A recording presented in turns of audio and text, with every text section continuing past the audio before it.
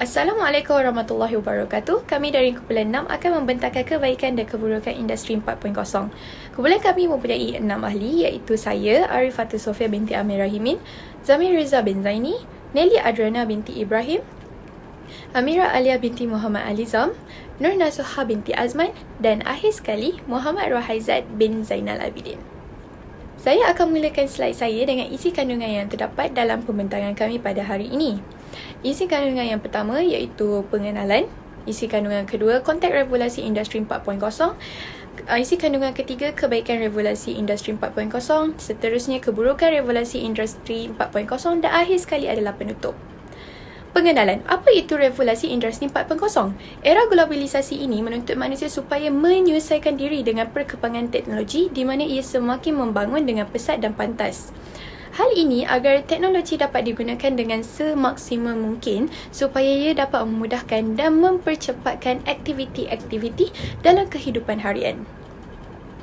Perkembangan teknologi juga memberikan impak positif dalam pelbagai aspek, terutamanya aspek pendidikan, politik, sosial, perubatan, bisnes dan ekonomi.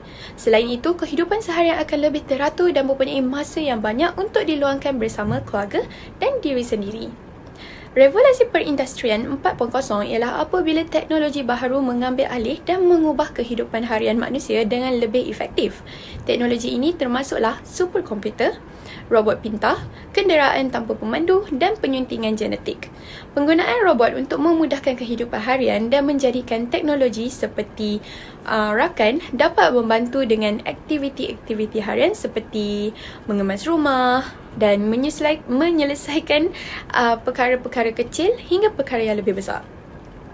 Revolusi perindustrian keempat adalah teknologi baharu yang memberikan impak dalam melakukan sesuatu di mana melibatkan automasi dan ia menyebabkan banyak perubahan dalam ekonomi. Untuk kekal berdaya saing, perubahan seiring dengan transformasi digital perlu dilakukan. Sebelum wujudnya revolusi perindustrian 4.0, revolusi perindustrian bermula dengan revolusi perindustrian 1.0 iaitu revolusi perindustrian yang berdasarkan penggunaan mesin berkuasa yang dipanggil sebagai warp. Seterusnya, revolusi perindustrian 2.0 ialah apabila manusia menggunakan kuasa elektrik sebagai permulaan untuk melakukan sesuatu. Dan revolusi perindustrian 3.0 adalah berasaskan teknologi maklumat dan komputer. Akhir sekali, barulah revolusi perindustrian 4.0. Oleh itu, teknologi automasi ialah salah satu untuk melakukan sesuatu tanpa perlu menggunakan dan pergantungan daripada sumber tenaga manusia. Terima kasih Sofia. Saya teruskan dengan konteks revolusi industri 4.0. Selepas Malaysia mencapai kemerdekaan pada tahun 1957, teknologi mula berkembang dengan pesatnya. Jadi peristiwa ini memberi kebebasan kepada kerajaan Malaysia untuk mentadbir negara tanpa campur tangan pihak lain.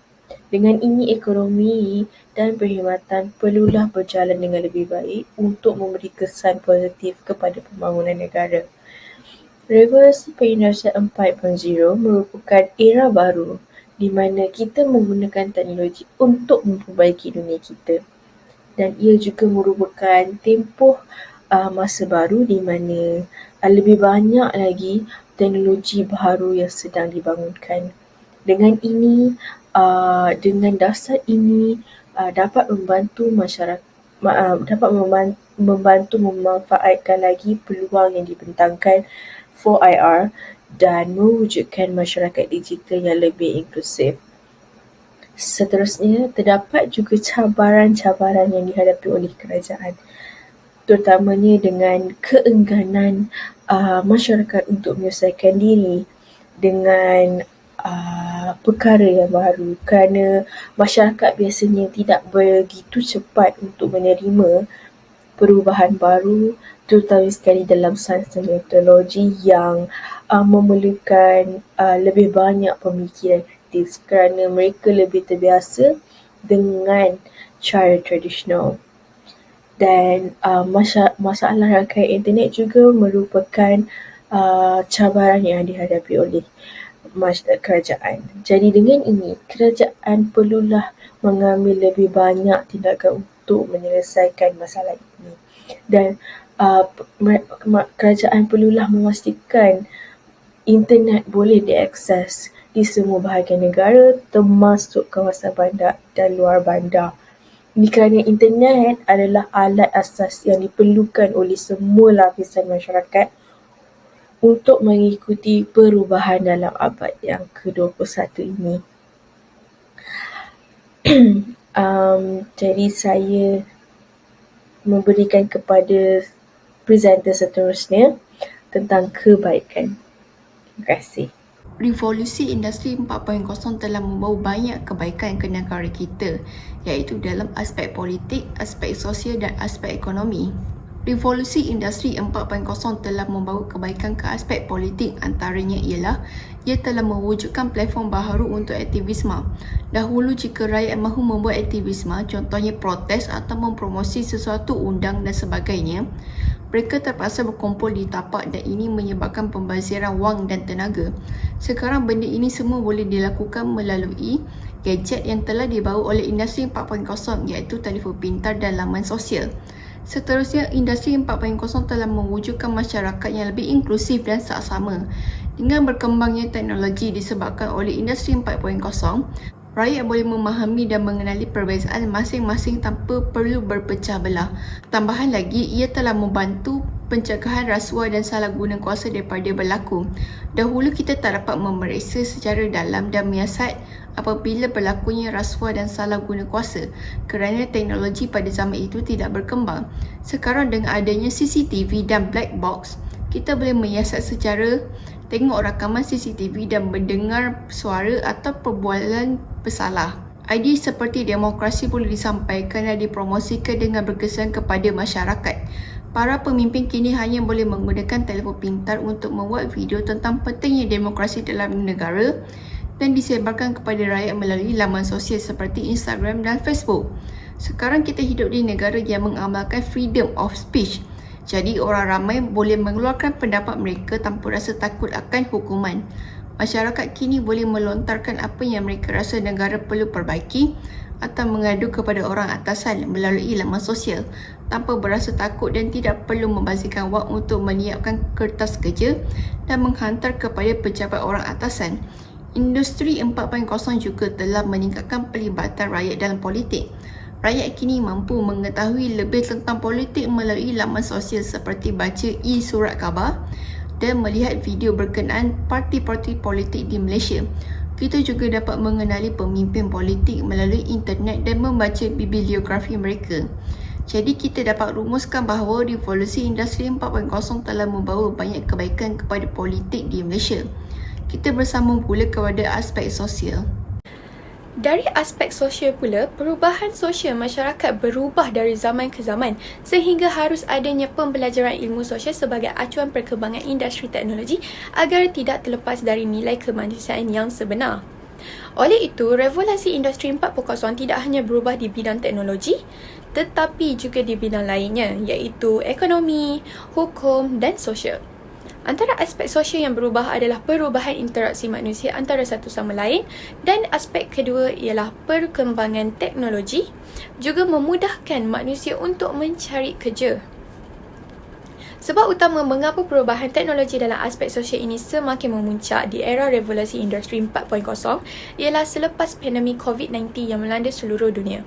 COVID-19 telah menyekat aktiviti sosial manusia antara satu sama lain disebabkan oleh virus yang mudah dijangkiti dan membawa maut. Disebabkan itu, syarikat-syarikat memerlukan interaksi antara pekerja dan pihak atasan untuk memastikan bisnes mereka berjalan dengan baik dan juga lebih lancar. Selain itu, manusia perlu berinteraksi antara satu sama lain, terutama sekali keluarga maupun kawan rapat yang jauh tanpa mengeluarkan duit dan masa yang banyak untuk dibazirkan. Oleh itu, pakar teknologi di seluruh dunia mengambil peluang untuk mencipta aplikasi-aplikasi komunikasi baharu yang dapat mengekalkan aktiviti sosial manusia antara satu sama lain. Dari aplikasi yang telah dicipta seperti Zoom, Microsoft Teams dan Google Meet, ia dapat memudahkan urusan syarikat-syarikat untuk membuat temuduga dengan calon temuduga. Selain itu, calon temuduga tidak perlu mengeluarkan duit yang banyak untuk ke tempat temuduga. Syarikat juga dapat menjimatkan perbelanjaan luar dan masa seperti menggandakan mesyuarat secara online atau dalam talian bersama syarikat lain. Antara aplikasi yang telah dicipta untuk berinteraksi ialah WeChat, WhatsApp, Telegram, Line dan lain-lain. Oleh itu, perubahan sosial dalam perkembangan teknologi era revolusi industri 4.0 sangat penting kerana kemungkinan untuk mengalami pandemik yang lebih terus sangatlah tinggi. Hal ini supaya setiap manusia dapat berinteraksi dan mengekalkan aktiviti sosial antara satu sama lain walaupun hanya dalam talian. Seterusnya, saya akan membentangkan kebaikan revolusi industri 4.0 dalam aspek ekonomi. Tahukah anda, di puncak revolusi perindustrian keempat ataupun dengan sebutan mudahnya 4IR, Malaysia berpeluang untuk memperkasakan semula pengalaman manusia dengan menggunakan teknologi yang boleh memperbaiki sistem dan mengecilkan perbezaan berdasarkan kaum, agama dan kewarganegaraan atau apa yang orang Jepun rujuk sebagai masyarakat 5.0. Di peringkat tempatan, idea ini kini dikenali sebagai Malaysia 5.0. Dengan menggunakan pakai 4IR dan Malaysia 5.0 untuk membantu pemulihan ekonomi negara, Malaysia telah mencapai pengagihan pertumbuhan yang seimbang dan saksama di semua peringkat masyarakat. Contohnya, dalam sektor pertanian, pemodenan dan transformasi digital akan memastikan keselamatan makanan dan meningkatkan produktiviti, mengukuhkan rantai yang bekalan dan memperkasakan pekerja dengan kemahiran digital. Sebagai contoh, dalam ladang kelapa sawit dan sawah padi, teknologi drone dan agroteknologi lain telah membantu tanaman dan petani mengawal dan meningkatkan pengeluaran tanaman untuk menjana sumber pendapatan yang lebih mampan dan berdaya maju. Penggunaan teknologi dalam industri tradisional seperti pertanian adalah sejajar dengan matlamat pembangunan mampan Malaysia atau lebih dikenali sebagai SDG untuk meningkatkan kesejahteraan dan pendapatan petani, nelayan, usahawan, asas tani dan peternak. Selain itu, sejak 2020, wabak COVID-19 telah menghentikan seluruh dunia dan menjejaskan beberapa industri. Namun begitu, COVID-19 menghasilkan ekonomi dan komuniti yang lebih berdaya tahan, inklusif dan mampan disebabkan oleh infrastruktur digital negara. Perniagaan dalam talian dan program e-dompet telah mengalami peningkatan yang ketara sejak PKP. Untuk mengelakkan sentuhan dan mengurangkan peluang mereka dijangkiti COVID-19, orang ramai memesan makanan, barangan runcit dan keperluan lain dalam talian. Selain itu, Organisasi Penyelidikan Malaysia telah melaksanakan penyelesaian 4IR untuk menghentikan penyebaran virus. Majikan dan pekerja telah menerima norma baru iaitu dengan mengamalkan amalan bekerja dari rumah dan menggunakan alat persidangan video berasaskan cloud untuk mengambil bahagian dalam mesyuarat dalam talian. Jelaslah di sini bahawa 4IR mewujudkan cara baharu di mana teknologi boleh diterapkan dalam masyarakat. Paduan robotik, AI, IoT, blockchain, fintech dan infrastruktur teknologi yang lain dapat mengubah cara pengguna, cara industri dan perniagaan beroperasi dengan ketara dan seterusnya mewujudkan ekonomi yang lebih baik. Okey, sekarang saya akan membentangkan tentang apakah keburukan industri 4.0 terhadap aspek politik. Ia disebabkan oleh peranti canggih seperti telefon bimbit yang mempunyai pelbagai aplikasi sosial, contohnya Instagram, Facebook, Twitter, TikTok dan selainnya, dan juga media yang membolehkan manusia sejagat berkomunikasi pendapat antara satu sama lain. Ini dapat membawa kepada manusia, tidak kira siapa yang mempunyai media sosial ini, untuk menyuarakan pendapat mereka, tidak kira sekiranya pendapat mereka itu mengikut fakta yang sebenar ataupun hanya disebabkan oleh mereka benci terhadap seseorang itu. Contohnya, saya beri contoh ya. Seorang bernama Aiman, dia tidak suka suatu politician ini atau suatu pelakon ini atau suatu ikon negara. Jadi apa dia buat ialah dia pergi ke media sosial seperti Facebook, Instagram, TikTok dan dia cuba meletakkan imej yang buruk terhadap orang tersebut. Contohnya menyatakan bahawa orang tersebut adalah racist, orang tersebut adalah seorang yang tidak kisah tentang orang lain ataupun benda lain yang dapat menjatuhkan seseorang. Jadi dengan adanya kenyataan seperti ini dan sekiranya sekarang ada terma baru iaitu virality. Ia bermaksud suatu itu dapat dihangat diperkatakan di media sosial dan ramai orang akan mendengar tentangnya.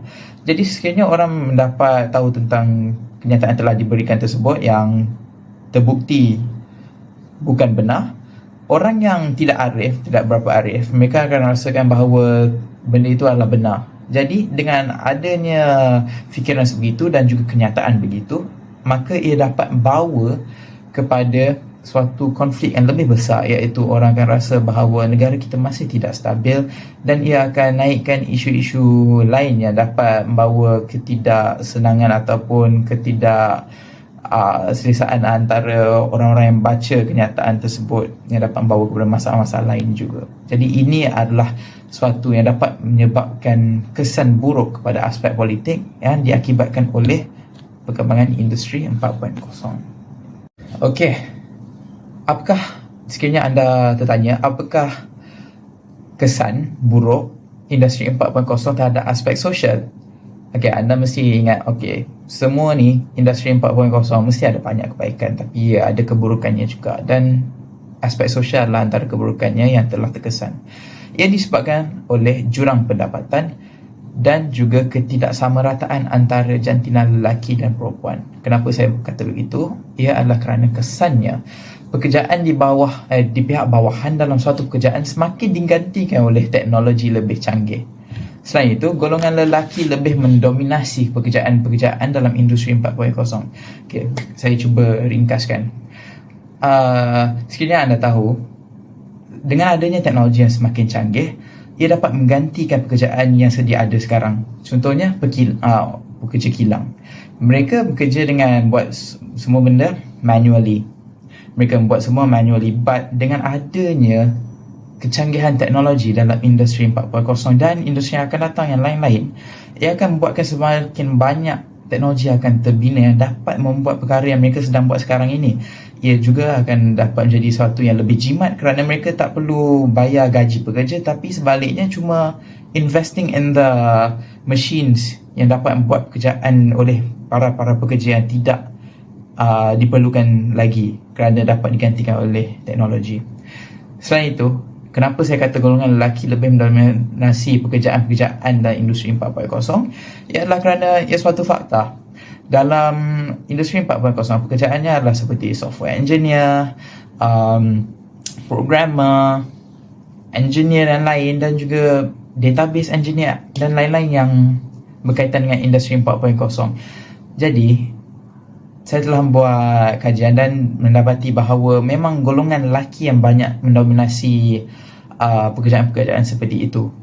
Golongan perempuan masih berkurangan, tetapi bukan maksudnya mereka berkurangan selamanya, tetapi mereka akan meningkat. Tapi for the current situation, memang lelaki yang lebih banyak. Jadi ini adalah suatu yang boleh dikatakan keburukan industri 4.0 terhadap aspek sosial. Assalamualaikum warahmatullahi wabarakatuh. Nama saya Muhammad Rohazat bin Naibidin. Saya akan membentangkan tajuk berkaitan keburukan atau masalah yang dihadapi di dalam industri 4.0 dari aspek ekonomi. Seperti mana yang kita tahu, industri 4.0 iaitu gabungan antara manusia, peranti dan automasi dapat menyelesaikan banyak masalah yang sukar. Ia juga boleh meramalkan masalah-masalah yang bakal berlaku sekiranya sesuatu perkara itu terjadi. Antara contoh keburukan atau masalah yang berlaku di dalam industri 4.0 ini ialah ketidakselesaan yang dialami oleh pengusaha-pengusaha perkhidmatan pengangkutan. Contohnya seperti pemandu teksi dan bas. Ini adalah kerana perkhidmatan ini telah dipelopori oleh sistem perkhidmatan Grab yang jauh lebih canggih, cepat dan memudahkan para penumpang. Perkembangan ini menyebabkan berlakunya ketidakseimbangan ekonomi di antara penggiat industri 4.0 dengan pengusaha-pengusaha perkhidmatan pengangkutan sebelumnya. Dari segi pendidikan pula, industri 4.0 telah menyatukan fizikal dan cyber di dalam sistem pembelajaran. Penyatuan ini juga memberi kesan kepada sesetengah keluarga, terutama di kalangan keluarga yang berpendapatan rendah dan sederhana, iaitu dalam penyediaan perkakasan komputer dan jaringan internet. Ini menyebabkan pendapatan isi rumah sesebuah keluarga itu boleh terjejas.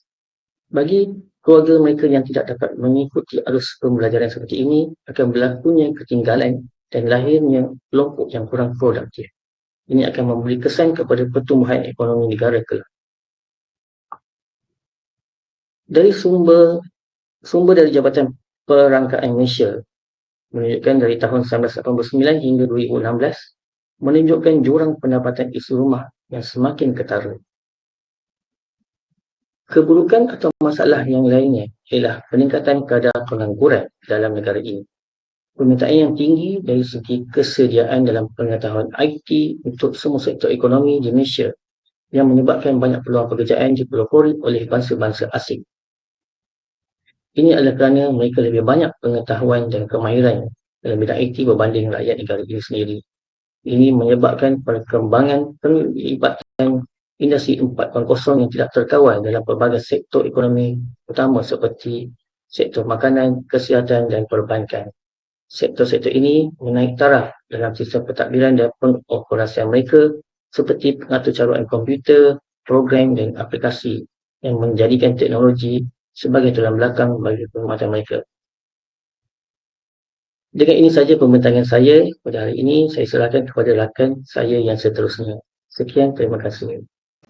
Jadi kesimpulannya, tanpa ragu-ragu, perkembangan teknologi yang lebih maju dan fleksibel pada industri 4.0 ini berpotensi untuk meningkatkan aspek perubahan kehidupan masyarakat ke arah yang lebih baik, sistematik dan berkualiti berbanding revolusi sebelum ini.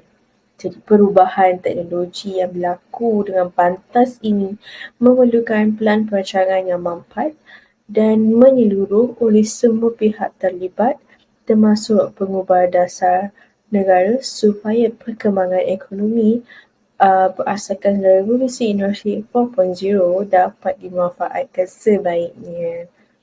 Jadi dengan itu, kita perlu bersaing dengan negara lain untuk memastikan kehidupan kita lebih selesa dan ekonomi kita berjalan dengan lebih baik. Itu saja daripada kumpulan 6. Sekian, terima kasih.